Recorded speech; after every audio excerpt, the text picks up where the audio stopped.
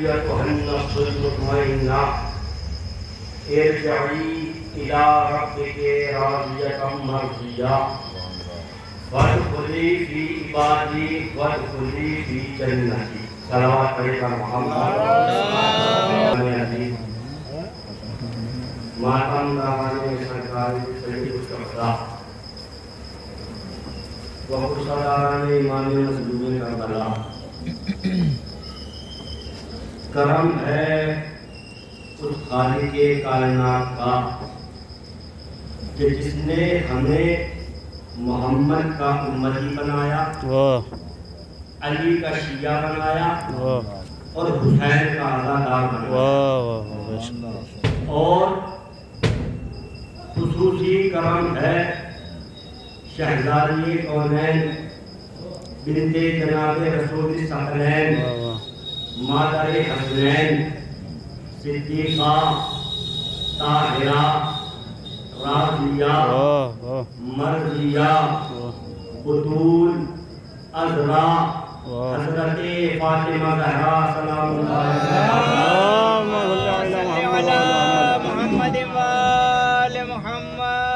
بیوی کی نالین پاک سے لپٹے ہوئے گرد کے ذروں کا تصدق ہے کہ کاتب تقدیر نے ہماری کتاب تقدیر کے صفحات پر یا تو اہل بیت کی خوشی لکھی یا اہل بیت کا غم لکھا.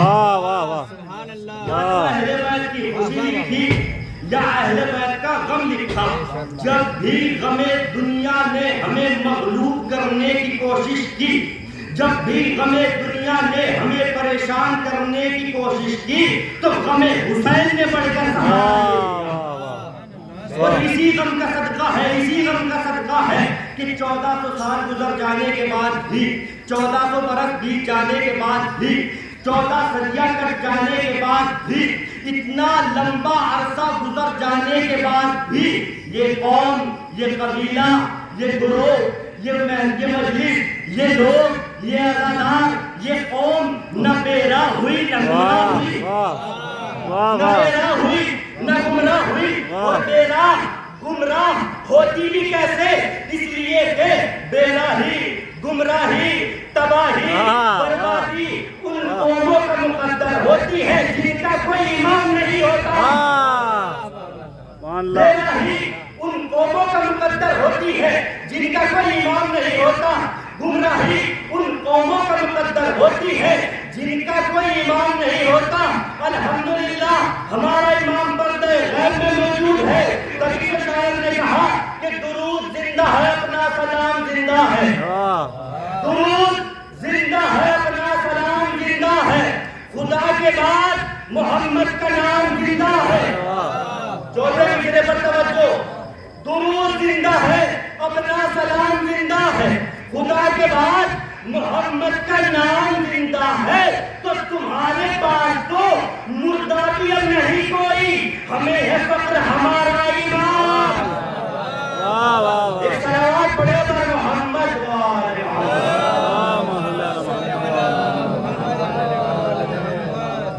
ایک باواز بلند صلوات پڑھے آپ.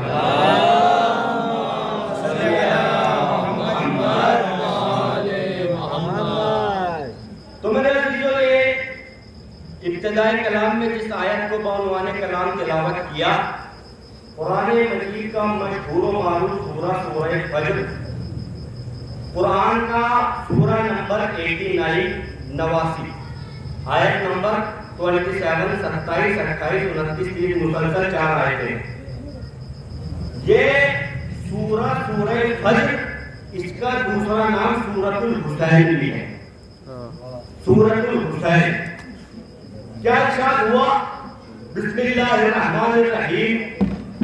یا ایتھا النفس المطمئنہ ارجعی الی ربک راضیۃ مرضیہ. اے نفس مطمئن میری بارگاہ میں پلٹ آ. اب آپ اس چیز سے اندازہ لگائیے، ایک مثال پیش کرتا ہوں. اگر کسی انسان کو گاؤں کا پردھان اپنے پاس بلائے تو انسان کتنا خوش ہوتا ہے. واہ واہ اور واہ اسی انسان کو قصبے کا چیئرمین بلا لے واہ تو کتنا خوش ہوتا ہے. لیکن سوچو اسی انسان کو ودھایک یا سانسد بلا لے کتنا خوش ہوگا. اور اسی انسان کو مکھیہ منتری اپنی یہاں بلا لے, اپنے یہاں کلام کر لے, انسان کی خوشی کا کیا ٹھکانا رہے گا. میں مثال سے سمجھا رہا ہوں. لیکن اسی انسان کو کسی ملک کا وزیر اعظم طلب کر لے واہ واہ کتنا خوش ہوگا. کہنے لگے مولانا اتنا خوش ہوگا کہ جگہ جگہ پوسٹر لگاتا پھرے گا, انسٹا پہ بھی اسٹوری ڈالے گا, فیس بک پہ بھی اسٹوری ڈالے گا, واٹس ایپ پہ بھی اسٹیٹس لگائے گا کہ مکھیہ منتری صاحب کے ساتھ یا فلاں منتری صاحب کے ساتھ گزارے ہوئے کچھ یادگار پل آج منتری جی سے ملنے کا سوبھاگیہ پراپت ہوا. یعنی انسان کو اگر کوئی اونچے عہدے والا اپنے پاس بلاتا ہے تو انسان خوش ہوتا ہے, اس کی خوشی کا ٹھکانہ نہیں رہتا.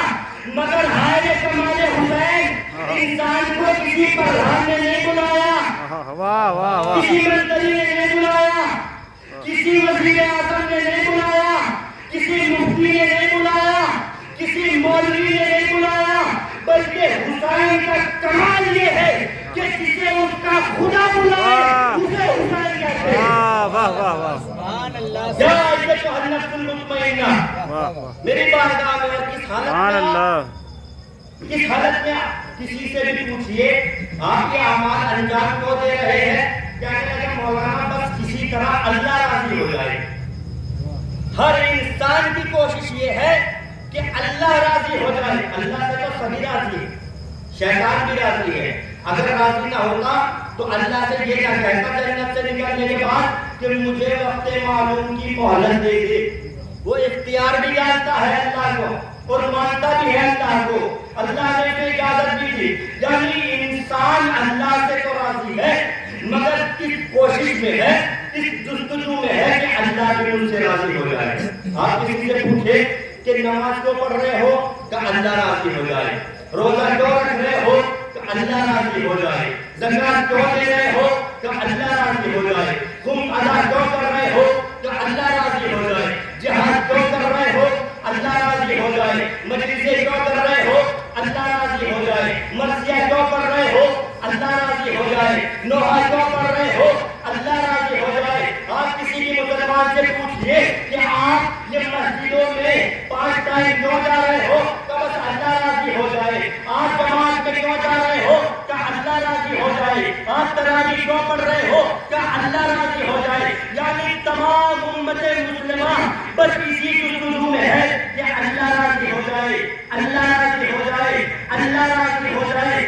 بس کمال یہی تو ہے حسین کا کہ پوری دنیا جستجو میں لگی ہوئی ہے اللہ راضی ہو جائے, اللہ راضی ہو جائے, اللہ راضی ہو جائے. مگر قدرت حسین کو آواز دے کے کہتی ہے اے نفس مطمئن میری بارگاہ میں پلٹ آ, وہی حال میں آ کہ تو مجھ سے راضی ہے, میں تجھ سے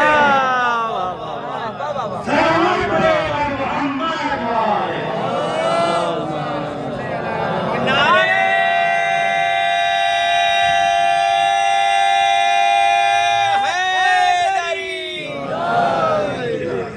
ایک سلام پڑے گا محمد والے.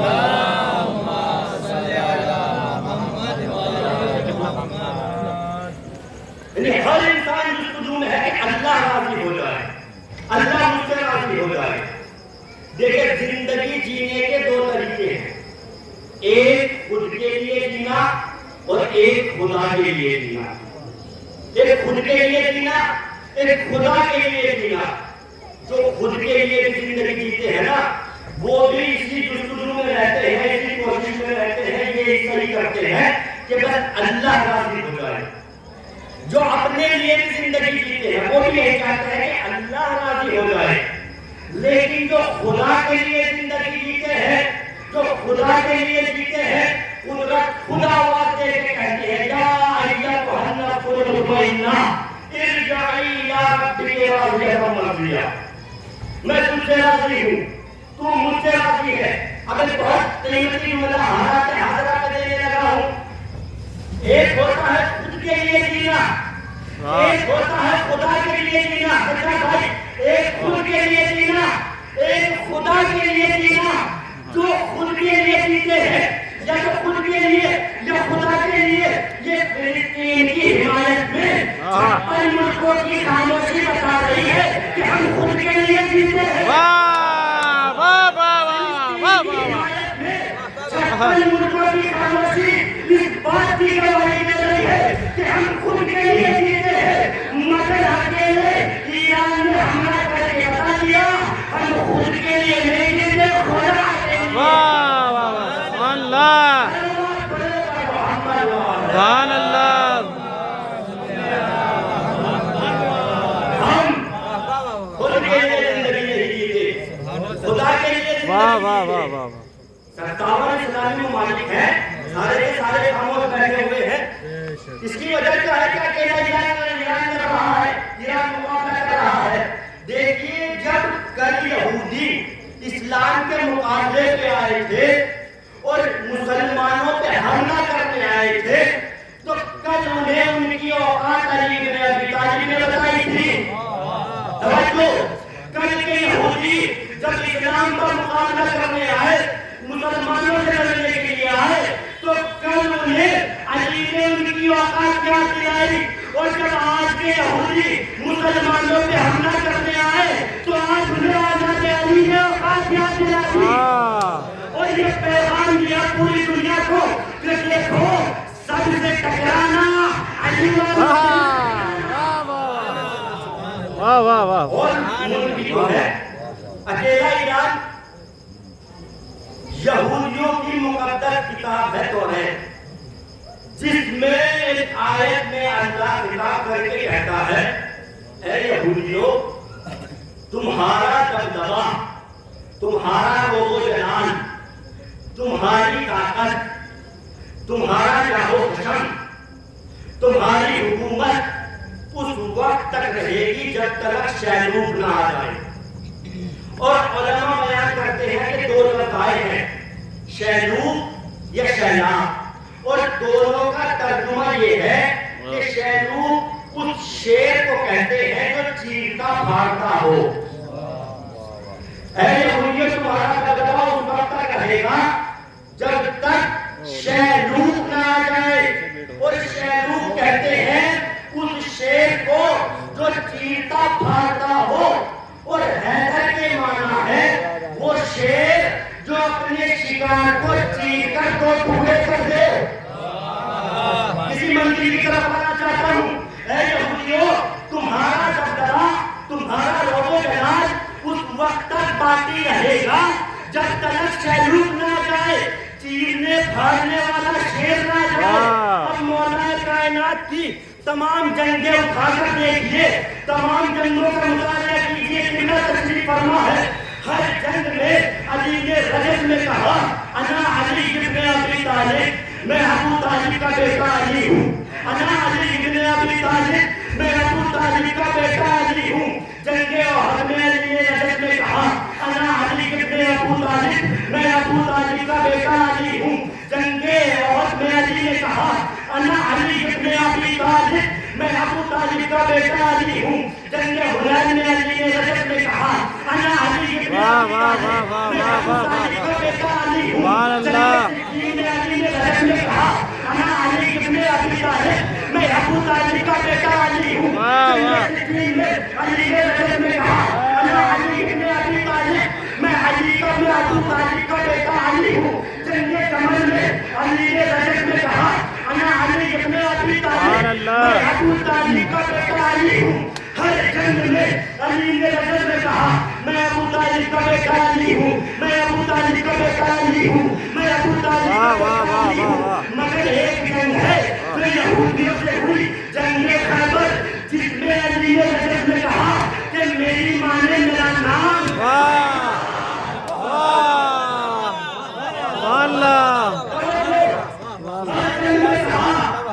میں ابو طالب کا بیٹا علی ہوں۔ مگر جنگ خیبر جو یہودیوں سے ہوئی، اس میں علی نے کہا کہ میری ماں نے میرا نام حیدر رکھا۔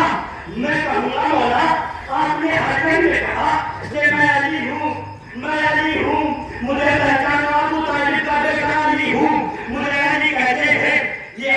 छोटा मोटा नाम तो था नहीं, بے شک अल्लाह का रखा हुआ था।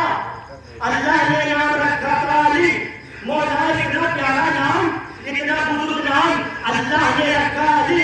आपने हर जगह में कहा कि मैं अबू तालिब का बेटा अली हूँ, मगर आप इस जगह में कह रहे हैं कि मेरी माँ ने मेरा नाम हैदर रखा, तो मौला यही अली नाम आप इस जंग में भी ले लेते। तवज्जो आखिरी वक्त तक इस जंग में भी कहते थे कि मैं अबू तालिब का बेटा अली हूँ, आवाज आएगी नहीं। मैं इस जंग में ये नहीं कहूँगा कि मैं अबू तालिब का बेटा अली हूँ, बल्कि ये कहूँगा कि मेरी माँ ने मेरा नाम हैदर रखा। मौला इसकी वजह क्या है? आवाज आएगी। इसकी वजह ये है ताकि इन खैबरियों को, इन यहूदियों को, इन तौरात के पढ़ने वालों को पता तो चले कि जिस शैलूक से, जिस शेर से ये खौफ खाए हुए हैं वो हैदर में ही। एक सलावत पढ़े मोहम्मद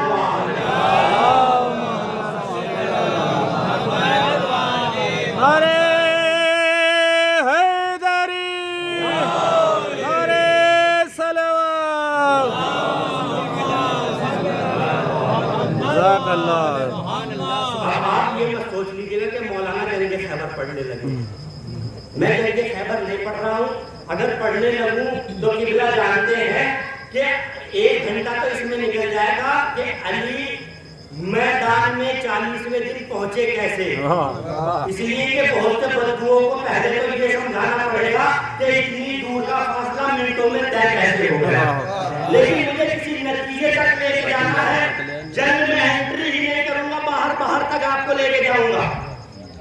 7 بڑے پہلوان تھے اس وقت جو یہودیوں نے تیار کیے ہوئے تھے، جو یہودیوں نے بنائے ہوئے تھے۔ اب انہیں 7 بڑے میزائل کہہ لیجیے، 7 توپ کہہ لیجیے، 7 فائٹر جیٹ کہہ لیجیے، 7 ٹینکر کہہ لیجیے، اس لیے کہ وقت کے ساتھ قوتوں کے بھی تو نام بدلے ہیں نا، الفاظ بدلے ہیں۔ یہ تیار کیے گئے تھے یہودیوں کی طرف سے 7 بڑے پہلوان، کس لیے؟ دشمنوں سے حفاظت کے لیے، دشمنوں سے حفاظت کے لیے 7 پہلوان تیار کیے گئے تھے۔ مرحب انہی میں تھا، انتر انہی میں تھا، حارث انہی میں تھا۔ ان کا کام کیا تھا؟ دشمنوں سے حفاظت کرنا۔ اب جو ماں تھی مرحب کی تو اس نے بھی پڑھی تھی، جملہ آپ کا سنا ہوا ہے، نئے انداز سے پیش کرنے لگا ہوں۔ ماں جو تھی مرحب کی تو اس نے بھی پڑھی تھی، پیشن گوئی اس نے بھی دیکھی تھی کہ جب شیلوک آ جائے گا، جب چیرنے بھاگنے والا آ جائے گا تو یہودی تباہ و برباد ہو جائیں گے، یہودی ختم ہو جائیں گے۔ تو توریت اس کی بھی پڑھی ہوئی تھی، پیشن گوئی اس نے بھی پڑھی تھی، تبھی تو کہا تھا میرے لال سب سے لڑنا، حیدر سے لڑنا، سب سے لڑنا، حیدر سے لڑنا۔ 39 دن تک جنگ چلتی رہی۔ اب یہ بھی ایک اہم موضوع ہے کہ 39 دن تک ہوتا کیا رہا، میں اسے بھی چھوڑ دیتا ہوں۔ 39 دن تک رسول نے اپنے ہاتھوں سے علم کسی کو نہیں دیا، بے شک خیمے کے باہر نصب کر کے رکھا علم، جسے جانا ہے جاؤ، جسے لڑنا ہے لڑو، اپنے دل کے ارمان نکالو، اپنی بھڑاس نکالو، تاکہ کل کوئی یہ نہ کہہ دے کہ مجھے رسول نے بھیجا نہیں تھا، مجھے موقع ملا نہیں تھا۔ اور علم اپنے ہاتھوں سے دیا کیوں نہیں؟ قبلہ بزرگ ہے، میں ایک ادنا سا طالب علم ہوں، چھوٹے سے ذہن میں ایک بات آئی ہے کہ یہ علم اپنے ہاتھوں سے دیا کیوں نہیں؟ اس لیے کہ یہ رسول وہ ہے جو وحی کرتا ہے، جو وحی پروردگار ہوتی ہے، بے شک اور رسول ان کی خصلتوں کو جانتے تھے۔ اگر رسول اپنے ہاتھوں سے علم دے دیتے اور انہیں تو بھاگ کے آنا ہی تھا، تو رسول پر یہ الزام لگانے کا موقع مل جاتا تھا کہ رسول کو انتخاب میں غلطی ہو گئی، لہذا اپنے ہاتھوں سے علم کسی کو نہیں دیا، خیمے کے باہر نصب کر کے رکھا۔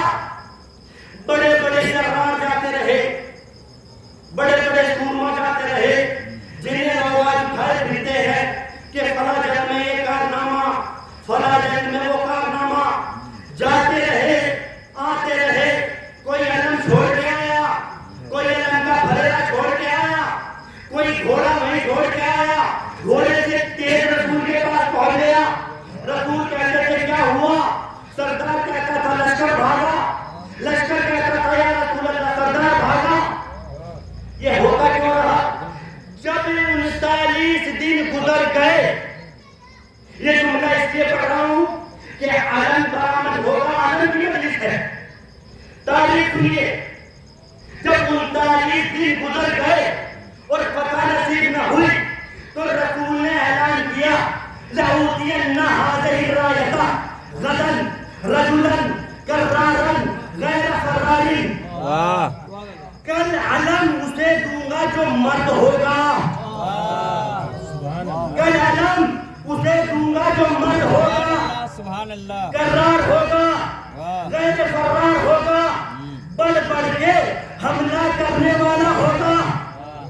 تو یہ تو رسول نے خیبر میں ہی بتا دیا، خیبر میں ہی واضح کر دیا کہ دیکھو داڑھی رکھ لینے کا نام مردانگی نہیں ہے، داڑھی رکھ لینے سے کوئی مرد نہیں بن جاتا، بلکہ مرد وہی ہے جو میدان جنگ میں بڑھ بڑھ کے حملہ کرے، جو میدان جنگ میں بڑھ بڑھ کے حملہ کرے۔ تو جو میدان جنگ میں بڑھ بڑھ کے حملہ کرتا ہے مرد وہی ہوتا ہے، جو میدان جنگ سے بھاگ جائے وہ مرد نہیں ہوتا۔ سبحان اللہ،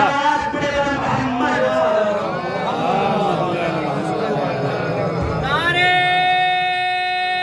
حیدری، 40ویں دن سبحان اللہ، مولا کائنات کو بلایا۔ 39 دن تک جنگ کسی سے فتح نہیں ہوئی، بلایا گیا مولا کائنات کو۔ اب امید میں ہر کوئی تھا کہ علم مجھے ملے گا، لیکن کسی کو رسول نے علم نہیں دیا۔ بات کو یہی چھوڑ کے آگے بڑھ جاتا ہوں۔ رسول نے کیا کہا تھا کہ مرد وہ ہے جو میدان جنگ میں بڑھ بڑھ کے حملہ کرے۔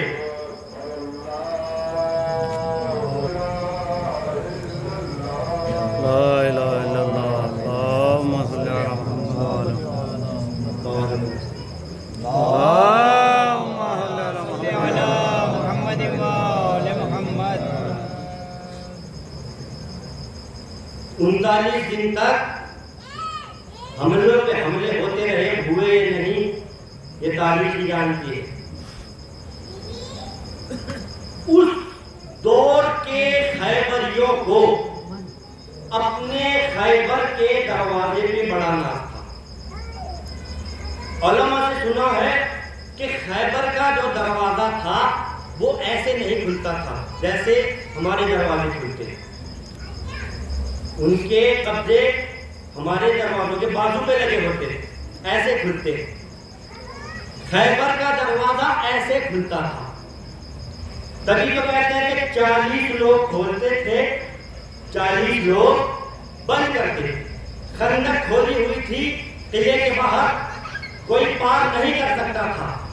خیبر کا دروازہ ایسے کھول کر اس خندق پہ گرایا جاتا تھا تو اس پر پل بنا کر لوگ اندر داخل ہوتے تھے۔ تو انہیں بڑا گھمنڈ تھا کہ اگر دروازہ بند ہو جائے تو کوئی پرندہ بھی پر نہیں مار سکتا۔ بڑا ناز تھا اس دور کے خیبریوں کو۔ بھائی اس سے بڑا جملہ حالات حاضرہ پہ میں نہیں پڑھ سکتا۔ اس دور کے خیبریوں کو اپنے دروازے پہ بڑا ناز تھا۔ اپنے یہ کہہ لیجئے کہ اپنے آئرن گیٹ پہ بڑا ناز تھا. آج کے خیبریوں کو اپنے آئرن ڈوم پہ بڑا ناز تھا. آج کے خیبریوں کو آئرن ڈوم پہ بڑا ناز تھا. اس دور کے دروازے کو، اس خیبر کے دروازے کو علی نے 2 انگلیوں سے اکھاڑ کر پھینک دیا. آج کے آئرن ڈوم کو غلامان علی نے برباد کر دیا. سبحان اللہ.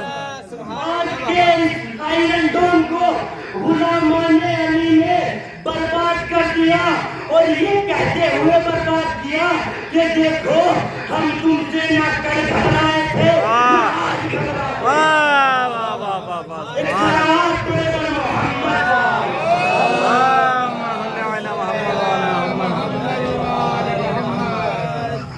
اسرائیل نے حملہ کیا. ہمیں تو بہت فخر ہے. سینہ اتنا چوڑا ہو جاتا ہے سن کر کہ اتنے اسلامی ممالک ہونے کے بعد صرف ایران نے حملہ کیا. صرف ایران اٹھا. آج کے بعد شرم آنی چاہیے لوگوں کو یہ کہتے ہوئے کہ شیعہ کافر ہے. شیعہ کافر ہے. آج کے بعد جملوں کو تبدیل کر دو. یہ نہ کہو کہ شیعہ کافر ہے بلکہ یہ کہو کہ جب بھی مظلوم کی حمایت کرنی ہو تو شیعہ کافی ہے. اسرائیل نے حملہ کیا یہ سوچ کر کہ ایران ڈر کر بھاگ جائے گا، مگر ایران پیچھے نہیں ہٹا. مسلسل میزائلیں داغی، مسلسل حملے کیے، پیدل پہ حملے کیے، لگاتار میزائلیں چھوڑی اور ان کے ڈیفینس منسٹر نے لائیو آ کر بیان دیا کہ اگر یہ جنگ مسلسل 6 مہینے تک چلتی ہے تو حملہ ایسے ہی ہوتا رہے گا. ہم پیچھے نہیں ہٹیں گے، ہمارے قدم پیچھے نہیں ہٹیں گے، آگے کو بڑھیں گے. قدم پیچھے نہیں ہٹیں گے، آگے بڑھیں گے. رسول کی حدیث سے اب ملا لیجئے کیا کہا تھا رسول نے؟ مرد وہی ہے جو بڑھ بڑھ کے حملہ کرے. رسول نے کہا تھا مرد وہی ہے جو بڑھ بڑھ کے حملہ کرے، بڑھ بڑھ کے حملہ کرے. ارے ایران نے بڑھ بڑھ کے حملہ کر کے پوری دنیا کو یہ پیغام دیا کہ ہم فرار کی اولاد ہیں.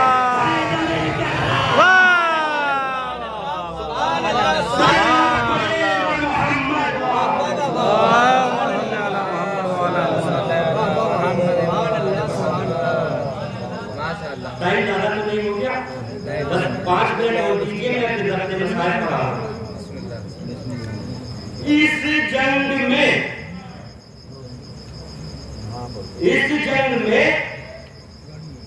امریکہ نے بھی چھلانگ لگائی بغیر سوچے سمجھے. آپ کو زندگی کا سبق اسی سے لینا چاہیے کہ بغیر سوچے سمجھے کوئی بھی فیصلہ لینا کتنا نقصان دہ ہو سکتا ہے. امریکہ نے بغیر سوچے سمجھے اس جنگ میں اپنے آپ کو ملوث کر لیا اور اعلان کیا. دیکھیے ایران کے ساتھ بھی طاقتیں کم نہیں تھی.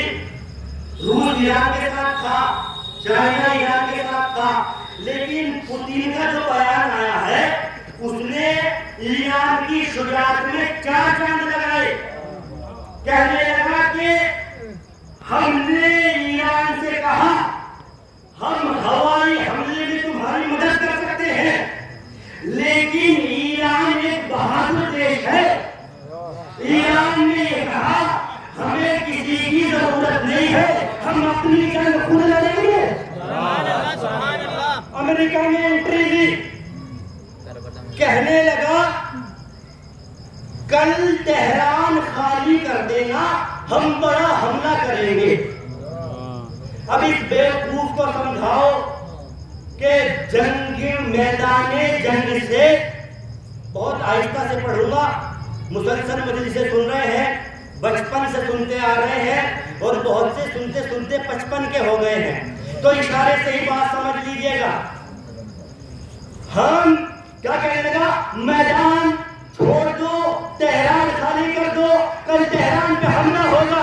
اس بیوقوف کو کوئی سمجھائے، اگر ہمارے بڑے میدان چھوڑ کر بھاگے ہو تو ہم بھی بھاگے، اگر ہمارے بڑے میدان چھوڑ کر بھاگے ہو تو ہم بھی بھاگے، اگر علی نے میدان چھوڑا ہو تو ہم بھی میدان چھوڑے۔ لیکن کمال ہو گیا، تہران میں جمعہ آیا، جمعے کا دن آیا تو سب نے سوچا، سب کی نظر ایران پر تھی، سب سوچ رہے تھے کہ ایران کے لوگ جمعہ پڑھنے بھی کم تعداد میں آئیں گے۔ واہ واہ واہ واہ واہ۔ لیکن کمال ہو گیا، بڑے بڑے بزرگ، بوڑھے لوگ، سینکڑوں لوگ نماز جمعہ میں کفن پہن کر آئے، کفن اوڑھ کر، کفن پہن کر نماز جمعہ میں شریک ہوئے اور پوری دنیا کو ایک پیغام دیا کہ ہمیں موت سے مت ڈرانا۔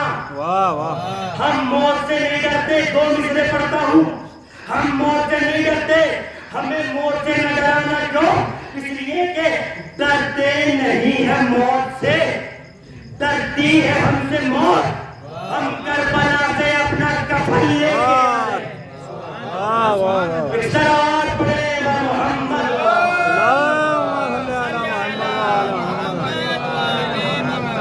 میں بات کو ختم کر رہا ہوں میرے عزیزوں، وقت بہت زیادہ ہو گیا ہے۔ علم حضرت عباس کی آپ زیارت کریں گے۔ علمداری جو غازی پہ جگتی ہے وہ کسی اور پہ نہیں جگتی۔ حالانکہ علمدار سب رہے ہیں اس خاندان میں۔ علماء بیان کرتے ہیں کہ سب سے پہلے علمداری جناب داؤد نے کی، اور اس خاندان کا شرف کیا ہے؟ جناب مناف بھی علمدار، جناب ہاشم بھی علمدار، جناب عبد المطلب بھی علمدار، جناب ابو طالب بھی علمدار، مولا کائنات بھی علمدار، غازی عباس علمدار۔ لیکن غازی کا کمال یہ ہے کہ عباس نے صفت کو اسم بنا دیا، صفت کو اسم بنا دیا۔ آج تک اس دور کے بعد جب بھی علمدار کا تذکرہ ہوگا تو سب سے پہلے غازی کا نام آئے گا۔ اور ہم بھی، یہ پیغام ہے، ہم بھی اگر علم اٹھانا چاہتے ہیں، علمداری کرنا چاہتے ہیں، اپنے آپ کو علمدار بنانا چاہتے ہیں، جلوسوں میں علم لے کے چلنا چاہتے ہیں، تو سب سے پہلے اپنے اندر وفاداری پیدا کرنی ہوگی۔ وقت نہیں ہے میرے عزیزوں، ورنہ تفصیل سے بیان کرتا۔ عباس نے وہ حق علمداری ادا کیا کہ دنیا آج جہاں عباس کہتی ہے ساتھ میں علمدار بھی کہتی ہے۔ عباس نے دنیا کو 32 سال کے سن میں بھائی کا احترام کرنا بھی سکھایا، بہن کا احترام کرنا بھی سکھایا، بزرگوں کا احترام کرنا بھی سکھایا، اور علمداری کیسے کرتے ہیں یہ بھی بتایا۔ میرے لیے آج 6 محرم ہے، مصائب جناب علی اکبر کے ہوتے ہیں، لیکن ابھی بعد میں مجلس ہوگی انشاءاللہ، یہ امید ہے کہ مولانا جناب علی اکبر کے مصائب بیان کریں گے، لیکن چونکہ مجلس علم سے منسوب ہے تو میں چاہتا ہوں کہ سقائے حرم کے مصائب آپ تک پہنچاؤں۔ کتنی محبت تھی بھائی کو بھائی سے۔ میں اپنے یہاں کے لوگوں کا مزاج جانتا ہوں کہ جہاں غازی عباس کا نام آتا ہے کہ لوگوں کی آنکھوں سے آنسو جاری ہو جاتے ہیں۔ نوجوانی کا عالم ہے عباس کا۔ عباس گھر میں سو رہے ہیں، بس یہیں سے میں رب دے رہا ہوں میرے عزیزوں۔ عباس گھر میں سو رہے ہیں، امام حسین کو عباس سے کچھ کام تھا، گھر میں تشریف لائے، آواز دی بھیا عباس۔ تاریخ کہتی ہے کہ عباس کی نیند سے آنکھ نہیں کھلی۔ حسین نے پھر آواز دی بھیا عباس۔ تاریخ کہتی ہے کہ نیند گہری تھی، عباس اٹھ نہ سکے۔ تیسری بار پھر آواز دی حسین نے بھیا عباس۔ اب عباس کی آنکھیں کھل گئی۔ عباس نے دیکھا کہ حسین تشریف لائے ہیں، فوراً کھڑے ہو گئے، دستے ادب جوڑ کے آقا کوئی حکم ہے تو حکم دیجئے۔ جو کام حسین کو تھا اس بارے میں حسین نے گفتگو کی، مگر پھر ایک جملہ کہا، عباس آج میں نے آواز دی تم اٹھ کر چلے آ گئے، ایک وقت آئے گا میں تمہیں آواز دوں گا مگر تم میری آواز پر لبیک نہ کہہ سکو۔ اجرکم اللہ۔ عباس نے اتنا سنا، تاریخ کہتی ہے کہ عباس نے اپنے دل میں سوچا نہ جانے کون سا وقت ہوگا کہ میرا آقا مجھے آواز دے گا اور میں اپنے آقا کی آواز پر لبیک نہ کہہ سکوں۔ ہو سکتا ہے کہ میں سو رہا ہوں، میرا آقا آواز دے اور میں اپنے آقا کی آواز پہ لبیک نہ کہہ سکوں۔ اے عباس نے سونا چھوڑ دیا، 3 دن گزر گئے، عباس نے پلک نہ جھپکائی، عباس کی آنکھیں اجرکم اللہ۔ ارے زینب نے عباس کے چہرے پر نظر ڈالی، ایک مرتبہ سینے سے لگا لیا، میرے شیر یہ تجھے کیا ہو گیا ہے، تیری آنکھیں لال کیوں ہے؟ عباس نے دستے عجب کو دوڑا، اے شہزادی میرے آقا نے کہا ہے کہ اے عباس میں تجھے آواز دوں گا مگر تو میری آواز پہ لبیک نہیں کہہ سکے گا۔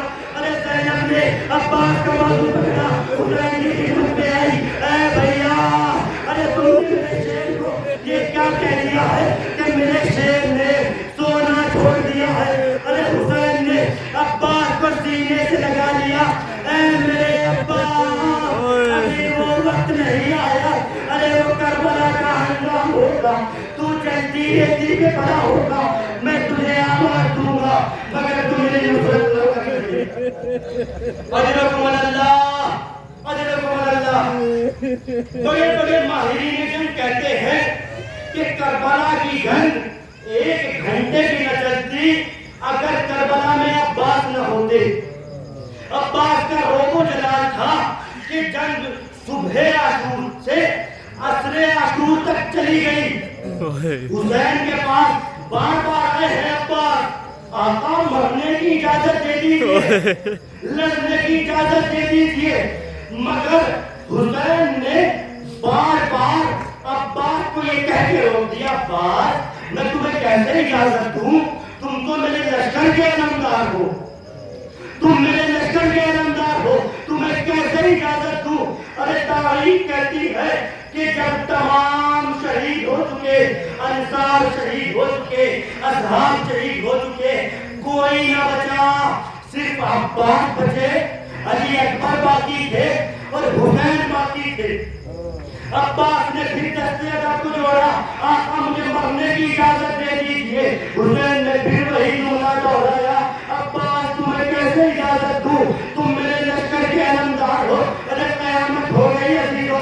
عباس نے کبھی دائیں دیکھا کبھی بائیں دیکھا اور جب کے کہا، آقا میں کس لشکر کا علمدار ہوں، نہ حر ہے، نہ طارقین ہے، نہ حبیب ہے، نہ محمد ہے، نہ قاسم ہے، نہ عبداللہ ہے، لیکن تاریخ کے جملے ہیں حسین نے عباس کے تیور بدلنے کے لیے، اس جنگ کا نقشہ بدلنے کے لیے عباس سے ایک جملہ کہا، عباس خیمے میں سکینہ بہت پیاسی ہے، کیا سکینہ کے لیے پانی کا انتظام نہ کرو گے؟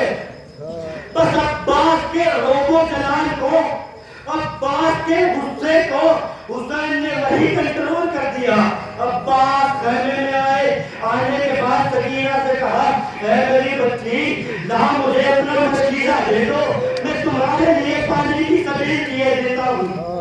اگر مسائل 1-2 منٹ لمبے ہو جائیں، زیادہ ہو جائے تو معاف کر دینا میرے عزیزو۔ عباس خیمے میں آئے، میری مائیں بہنیں جملہ سنیں گی، بہنوں کو بھائیوں پہ کتنا ناز ہوتا ہے۔ عباس خیمے میں آئے،